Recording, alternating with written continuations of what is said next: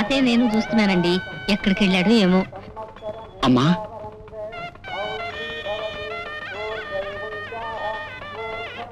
ఒరే, నీకు బుద్ధుందిరా కొంచెమైనా?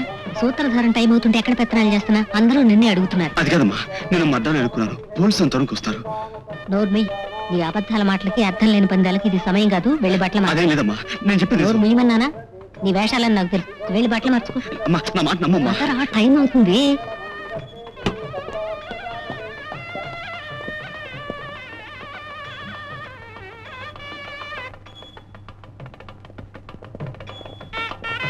విజయ్ తల్లిగారు ఎవరమ్మా? నేనేనండి. ఎందుకు? ఈ పర్సు రుమాలు మీ అబ్బాయిదేనా? అవునండి. ఏమైంది? మీ అబ్బాయి Vijay Kumar RSR college mathematics lecture Ramanujam గారిని హత్య చేశాడు. అతను ఇక్కడికి వచ్చాడా? మీరు చెప్పకపోయినా మేము కనుక్కోలేమనుకుంటున్నారా?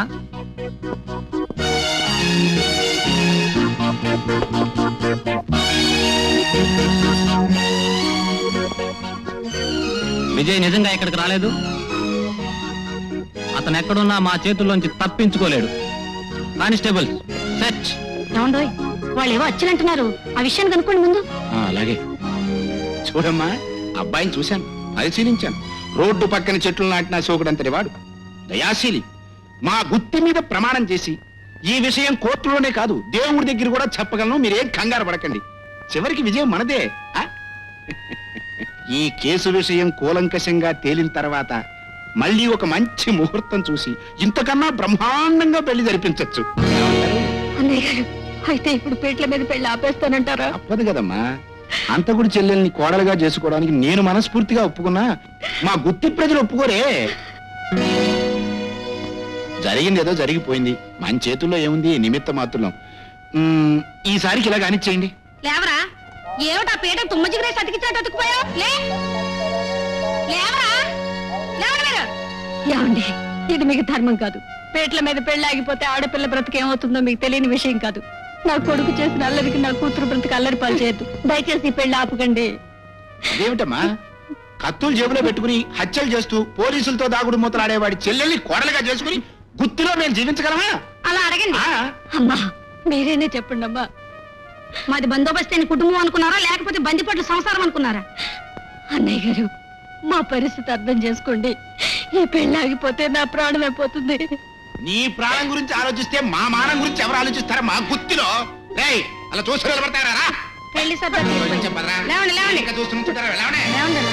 అయ్యో పాపం ఆడపిల్ల బ్రతుకు బలైపోయింది.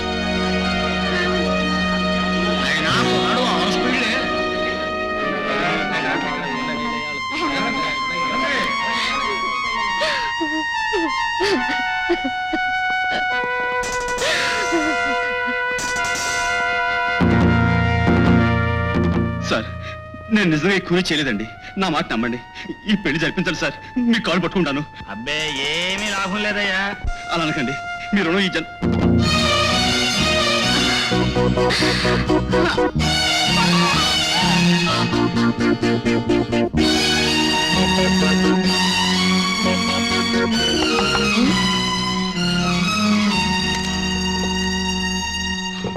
విజయ్, ఏమిటిలా వచ్చావు? ఇప్పుడే మ్యారేజ్ బయలుదేరుతున్నాను. ముందు తలిపేసి తర్వాత చెప్తాను.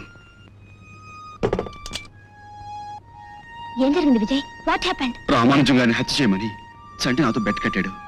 నేను చేసినట్లుగా డ్రామా ప్లే చేశాను. అయితే క్షణాల తేడాతో ఆ నాటకం నిజమై రామానుజం నిజంగానే చనిపోయాడు. అవును శాంతి, ఎన్నాళ్ళు జీవితాన్ని ఒక ఆటగా తీసుకుని ఆడుకున్నాను. సరదాలు సాహసాలే ఊపిరిగా అనుకున్నాను. ఇప్పుడు ఆ సరదాలే నా మెడకు వృతాలే బిగుసుకున్నాయి. నా ప్రాణంలో ప్రాణమైన నా తల్లికి చెల్లికి తీరని అన్యాయం చేశాను. ఎంతో గొప్పగా గర్వంగా నా చేతుల మీదుగా చేయాలనుకున్న నా చెల్లెలి పెళ్లి నా చేతుల నేనే చెడగొట్టుకున్నాను. నేను చెయ్యని నేరానికి అన్యాయంగా ఇరుక్కున్నాను. ఇప్పుడు పోలీసులు నా కోసం వెతుకుతున్నారు. ఏం చేయాలో నాకేం అర్థం కావట్లేదు. విజయ్, నువ్వేం భయపడద్దు. మా నాన్న పోలీస్ కమిషనర్ అని నీకు తెలుసు కదా. ఆయన నా కోసం ఏమైనా చేస్తారు. ఆయనతో చెప్పి నీ హెల్ప్ చేస్తాను. రా.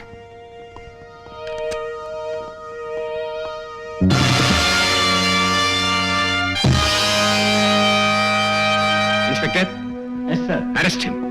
డాడీ, విజయ్కి ఏం తెలియదు డాడీ. తెలుసో తెలియదో అవన్నీ తర్వాత వెళ్తాయి. ముందు నిందితుడిని అరెస్ట్ చేయటం నా డ్యూటీ.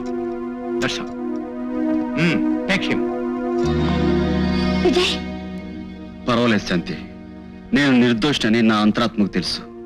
అది చట్టం దృష్టిలో ఎలా ప్రూవ్ చేసుకోవాలో కూడా నాకు తెలుసు. సార్, మీ సహాయం కోసం మీ ఇంటికి వస్తే మీరు మీ డ్యూటీని చాలా సిన్సియర్గా నిర్వహించారు. నిజాన్ని నిజంగా పోలీసులు ఎప్పుడూ చూడరని మీరు నిరూపించారు.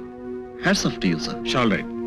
ఇన్స్పెక్టర్, డాడీ, మీ కూతురు కాబోయే భర్తను కూడా మీరు కనికరించలేరా? కనికరానికి, కాకి బట్లకి, ఆకాశానికి భూమికి ఉన్నంత దూరం ఉందమ్మా. బంధాలు, బంధుత్వాలు వాటిని కలపలేవు. నేను ఒక హంతకుణ్ణి కాపాడమండం లేదు, ఒక నిర్దోషిని రక్షించమంటున్నాను. అతను నిర్దోషాన్ని నువ్వు చెబితే ప్రయోజనం లేదమ్మా. చనిపోయిన రామానుజం ఇంట్లో విజయే నేరస్తుడు అన్నదానికి ఆధారాలు చాలా దొరికాయి. చట్టం దృష్టిలో అతను దోషి కాక తప్పదు. I'm sorry. ఎదపై ఆడిన నా చిట్టి చెల్లి వధువుగా మారే సమయంలో నింగినంతగా పందిరి వేసి నేల నిండుగా వేదిక వేసి పూల రథంలో పంపిస్తా, నలుగురిలోనే గర్విస్తా. చెల్లెమ్మకు పెళ్ళంట, అన్నయ్యకు ఏ ఇంటికి ఇల్లాలైనా నా కంటికి పాపేనంట.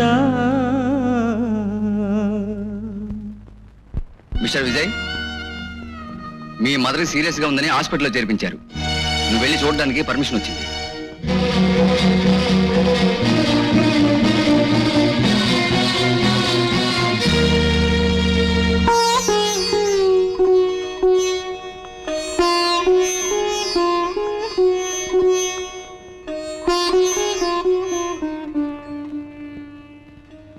అమ్మా,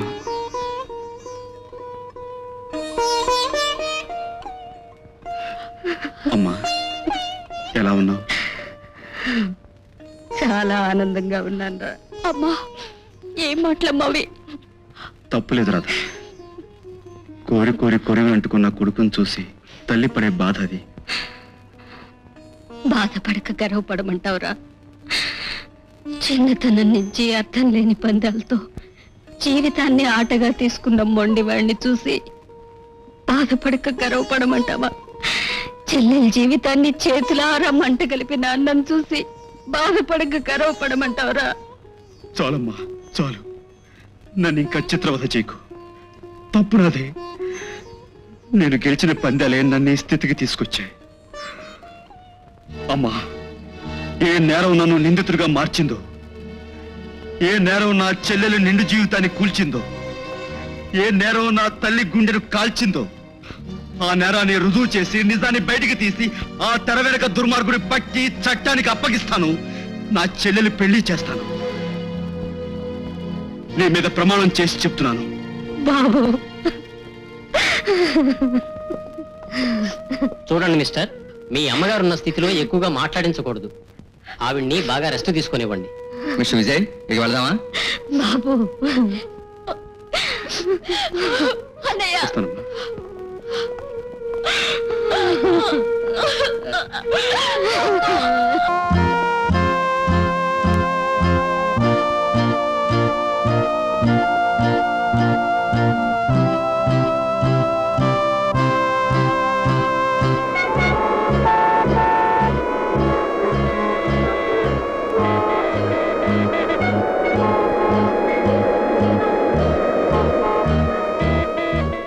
సరే, నీతో పందెం కడతాను, చేస్తా?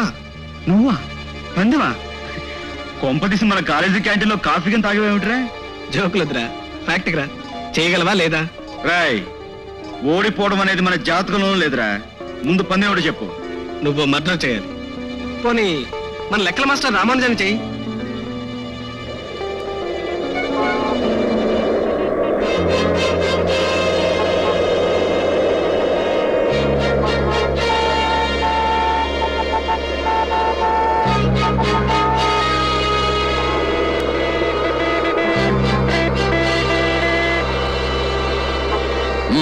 పద.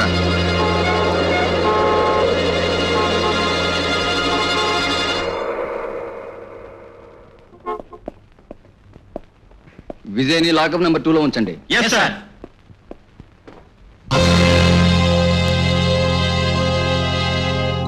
ఆ రామానుజం చచ్చాడు. నా పగ తీరింది. నా చెల్లెలి జీవితాన్ని నాశనం చేసిన బాస్టర్డ్ చచ్చాడు. అవునమ్మా. అమ్మా లల్లి, నిన్ను నాకు లేకుండా చేసిన ఆ దుర్మార్గుడు చచ్చాడమ్మా, చచ్చాడు.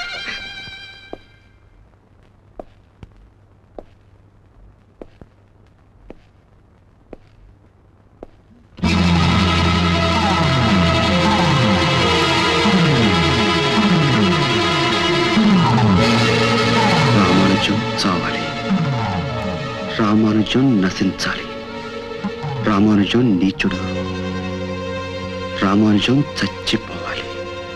రైట్స్ అంటే ఎంత తెలివిగా ఇరికించావురా, యూ చీట్.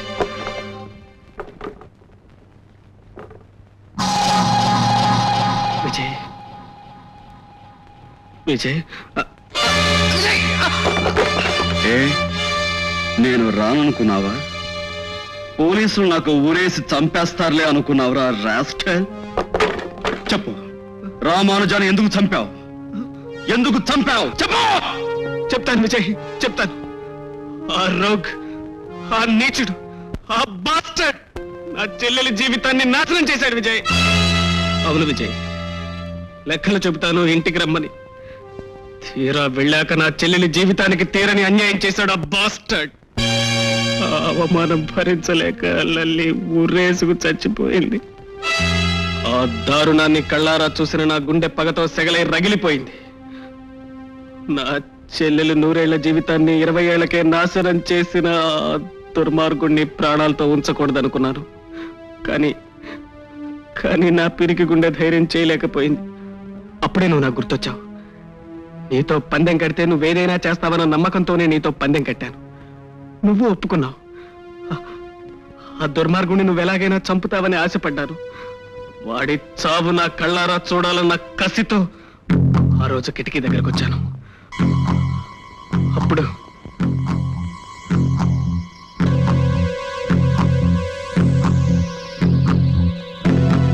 నువ్వు నాటకం ఆడుతున్నావని నాకు అర్థమైంది. నువ్వు బయటకు వెళ్ళగానే వాడిని చంపడానికి ఇదే సమయమని వెర్రి ఆలోచనతో నేను లోపలికి వచ్చాను. అంతే జరిగింది. చంపుదాం అనుకునేది నేనే కానీ చంపింది మాత్రం నేను కాదు. వాడు చావాలనుకున్నానే కానీ దానివల్ల నీకొచ్చే కష్ట నష్టాలు ఆలోచించలేకపోయాను. ఇది పాపమే, నీకు చేసిన ద్రోహమే. ఈ ద్రోహానికి బదులుగా ఆ హత్య నేనే చేశానని చెప్పి ఉరికంబారికి ఎక్కుతాను. ఇప్పుడే ఈ విషయాన్ని పోలీసులకు చెప్దాం. పద విజయ్. చంటి, ఆవేశపడకు. లలిత నీకే కాదు, నాకు చెల్లెలే. లలితకు చేసిన ద్రోహానికి వాడికి ఆ శిక్ష పడాల్సిందే. అసలే ఈ హత్య నేను చేయలేదు, నువ్వు చేయలేదు, మరి ఇంకెవరు చేసినట్లు? మిస్టర్ రామానుజం, నువ్వు నన్ను ఈ కాలేజీ నుంచి మాత్రమే డిస్మిస్ చేయించగలవు. నువ్వు చేసిన అవమానానికి నిన్ను నీ లైఫ్ నుండే డిస్మిస్ చేయగలను. Take care. కరెక్ట్.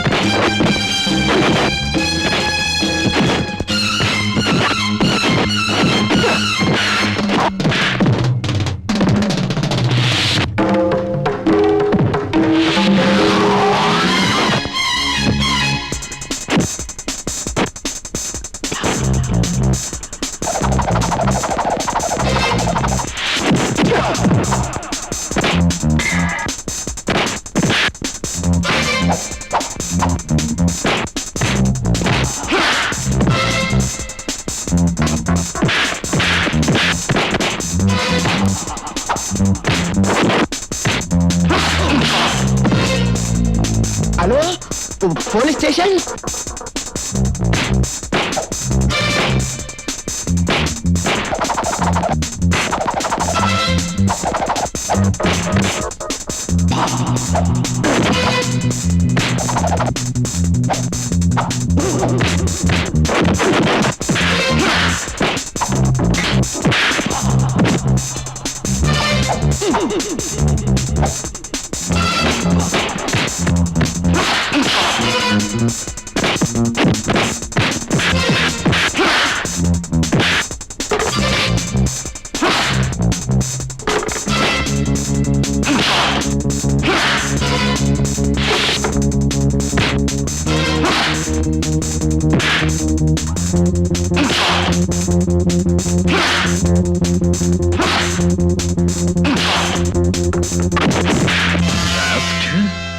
రామానుజాన్ని చంపేసి నన్ను ఇరికిస్తారా బాస్టర్డ్?